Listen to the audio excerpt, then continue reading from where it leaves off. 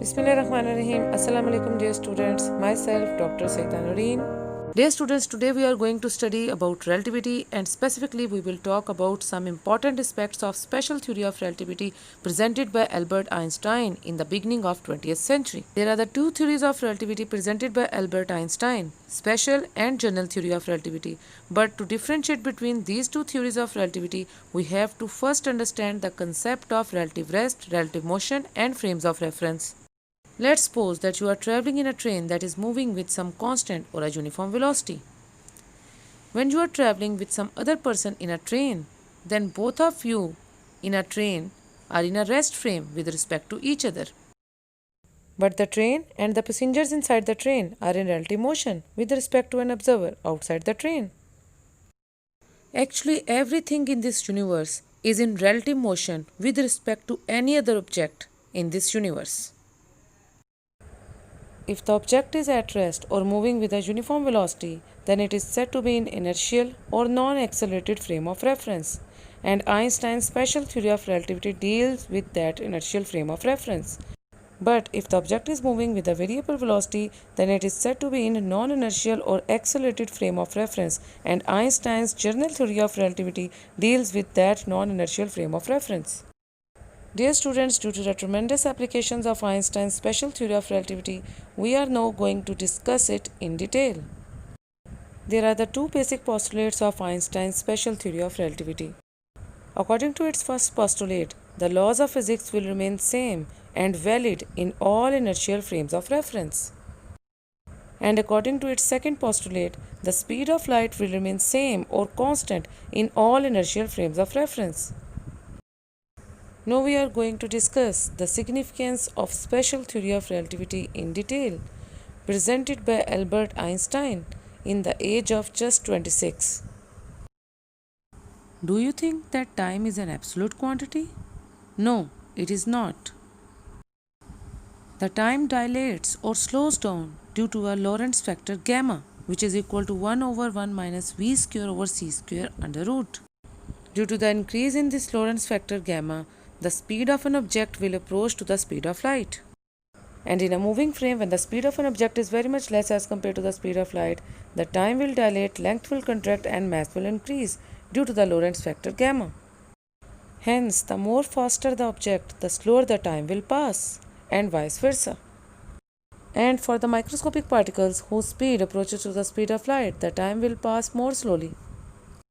Let us suppose that the spaceship is moving with a time scale arrangement on it. You can observe when the spaceship is moving with a small constant velocity, the time will pass fast. And the time will dilate due to the faster motion of the spaceship. Such that if the speed of the spaceship approaches to the speed of light, the time will approach to zero. Thus, for any event which occur in space or time, or anything which is in relative motion in this universe, the Einstein special theory of relativity explains that the space contracts and time dilates. Due to this remarkable explanation of time dilation process, one can think to move back or forward in time through time machine. As the time passes more slowly in a frame of reference moving faster, then one can estimate that one day on the space may be equivalent to the 50 years on the earth. Or you can say that when you come back on earth after a one day through space, then there has been passed almost 50 years on earth. This phenomenon of time dilation not only occurs due to the relative motion of the objects in special theory of relativity, but also through general theory of relativity one can explain the time dilation occurs due to the gravitational attraction. Besides, with the many other applications, the Einstein's mass-energy relation is also one of the greatest achievements of Einstein's special theory of relativity.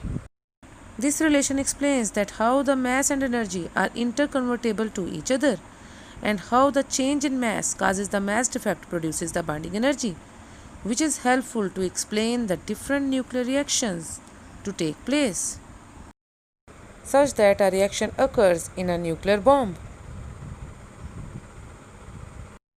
Another important application of Einstein's special theory of relativity is twin paradox. It is a thought experiment in special relativity involving identical twins, one of whom makes a journey into space in a high speed rocket and returns home to find that the twin who remained on Earth has aged more. And last but not the least, the relativity of simultaneity is another important application of Einstein's special theory of relativity. It explains that if two events which appear to take place simultaneously in space and time to one observer are not in general simultaneous to another observer in relative motion. Or we can also say that the two events which occur simultaneously at two different points in a certain frame of reference do not appear simultaneous to an observer in another frame of reference, moving with constant velocity with respect to the former. So by this Einstein has removed the main contradictions in Newton's laws by telling us that nothing is absolute in this universe, or everything is moving or changing or in a relative motion with respect to any other object in this universe. That's all for today, students. You can subscribe and share my channel and press the bell icon for future notifications. If you really like my lecture, then press the like icon also. Until the next lecture, take care. Allah Hafiz.